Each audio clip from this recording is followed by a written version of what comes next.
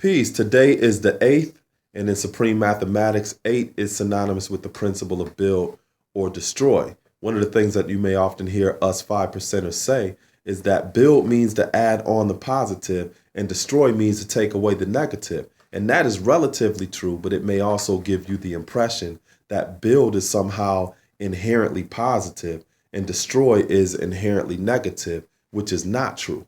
Build or destroy is a principle that's neutral, and you build or add on, destroy and take away based upon the given circumstance and situation that you find yourself in.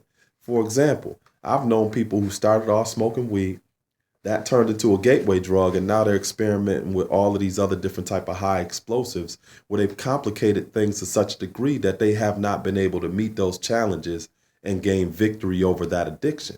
Now, in that regard, them adding that on to their life was not positive, nor was it constructive. On the flip side, when you look at destroy or take away, there's been times where I've taken things away out of my life, or I've cut myself off from certain people or resources that I reflect upon years later and say, damn, I think that wasn't really positive for me to cut myself off from certain people, places, or things. So in that regard, destroy or taken away wasn't always something that was negative. This is something that may have appreciated in value over time. So again, the principle of build or destroy is neutral. You build and add on or destroy and take away based upon a given circumstance and situation that you're dealing with. So everything that you add on to your life is not always going to be positive. And everything that you take away out of your life is not things that are always negative. You have to determine that based upon where you're at in life and how you see the results of what you choose to do in that given situation.